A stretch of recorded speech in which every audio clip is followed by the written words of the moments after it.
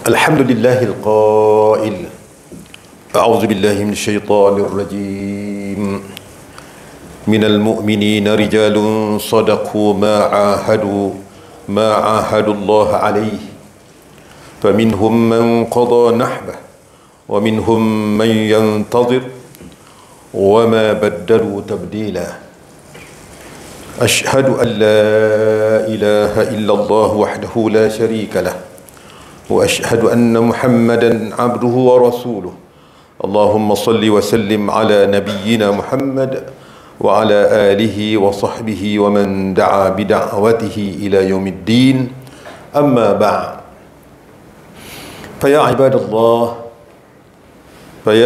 الله اتقوا الله أوصيكم بنفسي بتقوى الله وطاعته لعلكم تفلحون. Sidang jamaah yang dirahmati dan dikasihi Allah Subhanahu wa taala. Marilah sama-sama kita bertakwa kepada Allah Subhanahu wa taala dengan kita melaksanakan segala titah perintahnya dan kita menjauhi segala bentuk larangannya. Mudah-mudahan kehidupan kita insya-Allah sentiasa dinaungi rahmat dan kasih sayang Allah Subhanahu wa taala. Bukan saja di dunia tapi di akhirat insya-Allah. Bersedialah kita para jemaah yang dirahmati Allah dengan bekalan yang secukupnya bagi diri kita dan juga keluarga kita, ahli keluarga kita, untuk kita menempuh kehidupan akhirat yang kekal abadi. Bersempena Hari Pahlawan Negara yang jatuh pada 31 hari bulan Julai dan sambutan Ma'al Hijrah 1444 yang jatuh pada hari besok, marilah kita menghayati khutbah bertajuk Segagah Khalid Al-Walid. Sebelum itu saya ingin menyeru kepada seluruh para jamaah, seluruh umat Islam seluruhnya untuk terus kita mengimarahkan masjid, kita melaksanakan amar ma'ruf dan nahi mungkar, serta kita memelihara hubungan silaturrahim di antara kita.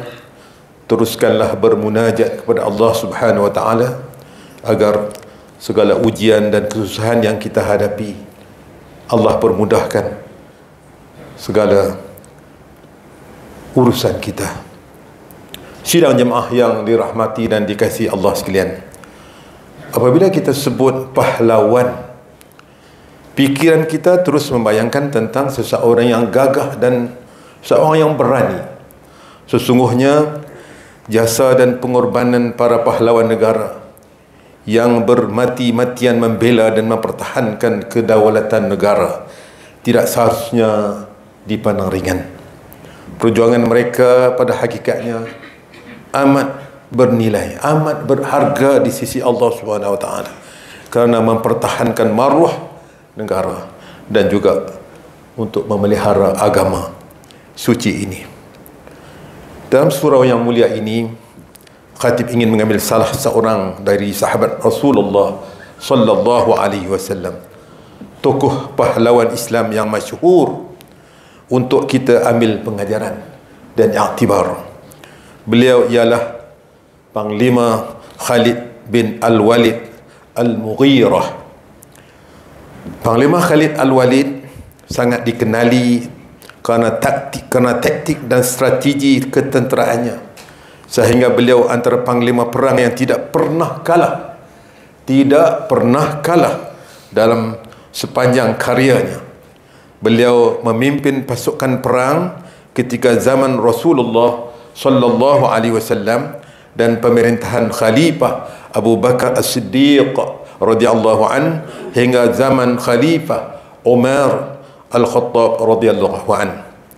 Kecekapan dan keberaniannya mengendalikan pasukan ketenteraan menyebabkan beliau digelar sebagai Saifullah Al-Maslul, yang bermakna pedang Allah yang terhunus. Pada awalnya beliau merupakan panglima tentera kaum kafir Quraisy. Ketika perang Uhud, beliau telah menumpaskan, telah membunuh beberapa orang tentera Islam. Melihat kepada keberanian dan kemampuan yang ada kepada Panglima Khalid Al-Walid, Rasulullah sallallahu alaihi wasallam pernah mengungkapkan, aku hairan kepada seorang panglima Khalid Al-Walid yang gagah dan cekap. Tetapi kenapa dia tidak faham dengan ajaran Allah yang aku bawa ini? Sekiranya Khalid bin Al-Walid tahu dan faham dengan ajaran yang aku bawa ini, dia akan berjuang bersamaku. Khalid akan aku jadikan juru rundingku yang duduk berdamping di sampingku. Akhirnya dengan hidayah Allah Subhanahu wa taala, beliau masuk Islam pada tahun ke-8 selepas berlakunya perjanjian damai antara orang Islam dengan kafir Quraisy, dengan Quraisy Makkah yang bernama perjanjian Hudaybiyah. Dan beliau juga memohon maaf kepada Nabi Muhammad sallallahu alaihi wasallam atas tindakan beliau sebelum ini. Sidang jamaah yang dirahmati dan dikasihi Allah sekalian, sesungguhnya Panglima Khalid Al-Walid merupakan seorang panglima perang yang masyhur.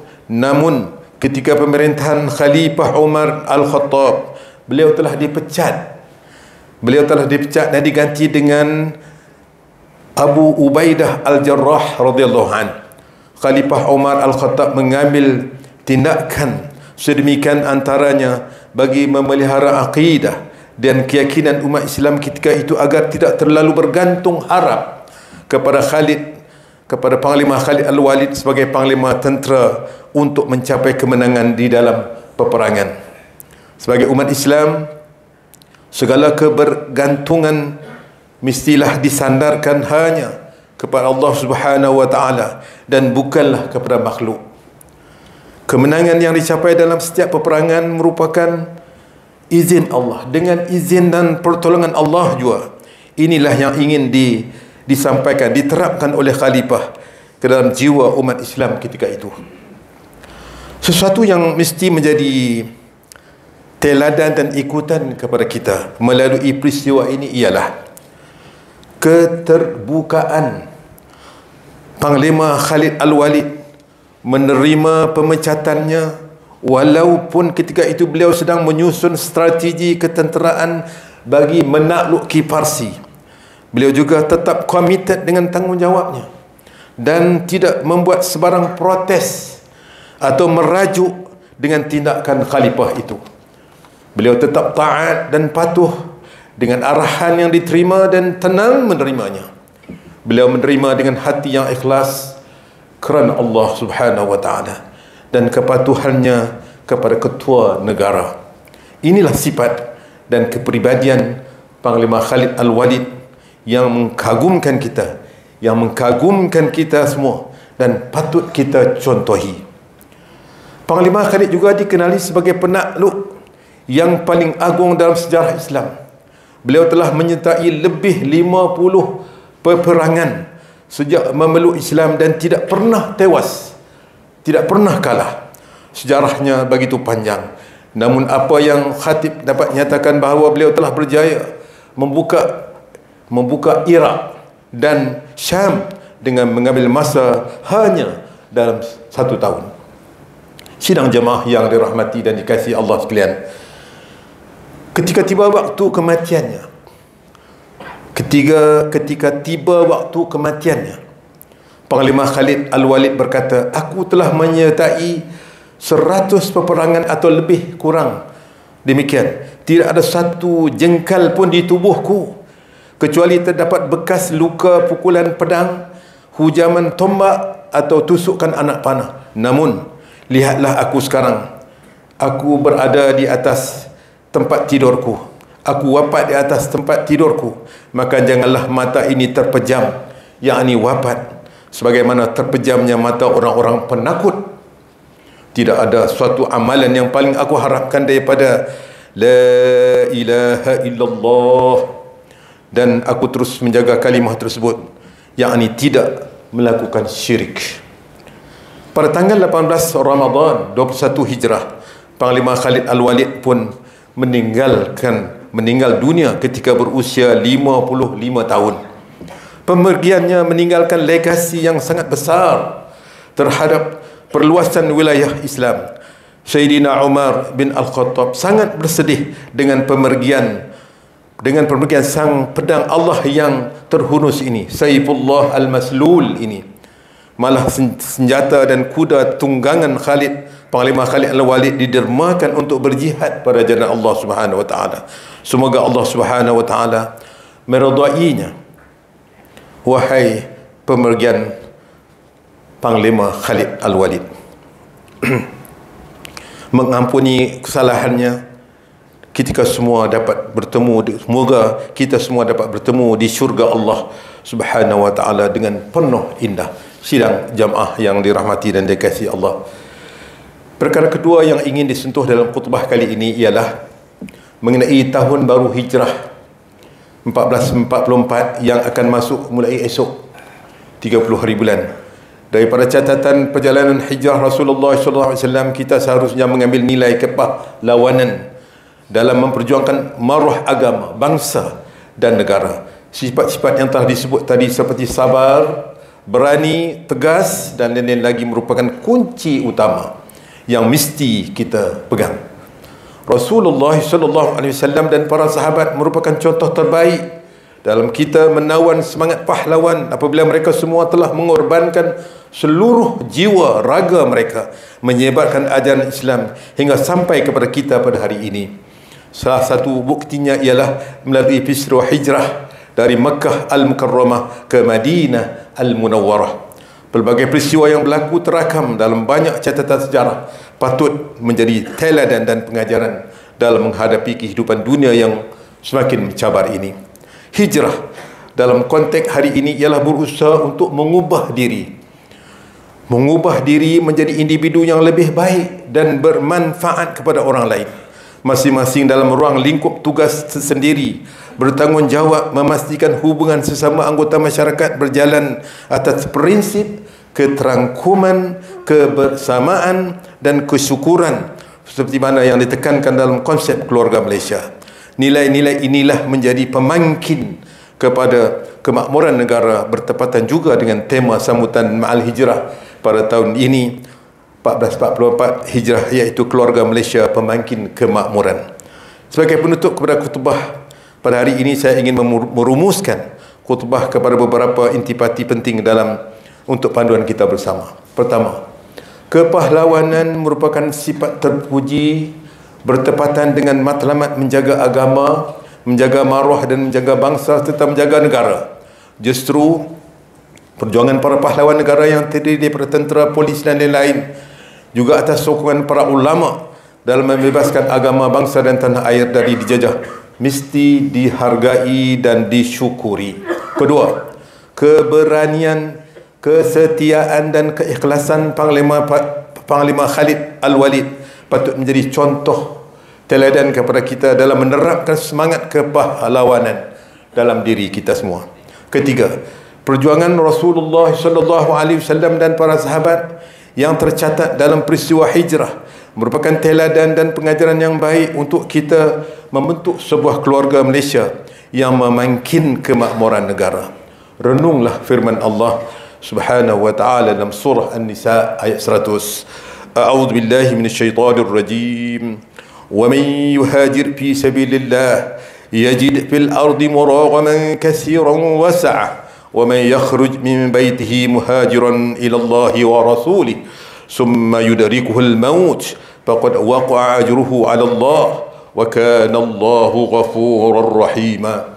Yang membuat maksud, dan sesiapa yang berhijrah pada jalan Allah untuk membela dan menegakkan Islam, niscaya dia akan dapati di muka bumi ini tempat berhijrah yang banyak dan rezeki yang makmur. Dan sesiapa yang keluar dari rumahnya dengan tujuan berhijrah kerana Allah dan Rasulnya, kemudian dia mati dalam perjalanan, maka sesungguhnya telah tetap pahala hijrahnya di sisi Allah. Dan ingatlah, Allah Maha Pengampun lagi Maha Mengasihani. Barakallahu li wa lakum bil Qur'anil azim wa nafa'ani wa iyyakum bima fihi minal ayati waz zikril hakim وتقبل مني ومنكم تلاوته إنه هو السميع العليم. أقول قولي هذا وأستغفر الله العظيم لي ولكم ولسائر المسلمين والمسلمات والمؤمنين والمؤمنات الأحياء منهم والأموات فاستغفروه إنه هو الغفور الرحيم. بسم الله.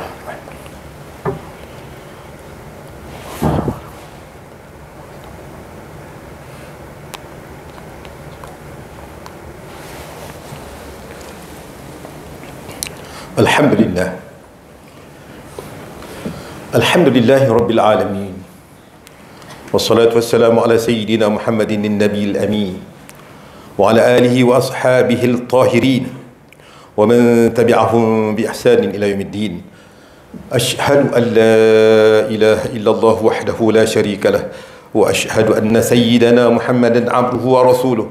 Amma ba'd. Faya ibadallah فيا عباد الله اتقوا الله حق تقاته واعلموا أن الله أمركم بأمر عظيم أمركم بالصلاة والتسليم على نبيه الكريم فقال الله تعالى إن الله وملائكته يصلون على النبي يا أيها الذين آمنوا صلوا عليه وسلموا تسليما اللهم صل على سيدنا محمد وعلى آل سيدنا محمد كما صليت على سيدنا إبراهيم وعلى آل سيدنا إبراهيم وبارك على سيدنا محمد وعلى آل سيدنا محمد كما باركت على سيدنا إبراهيم وعلى آل سيدنا إبراهيم في العالمين إنك حميد مجيد.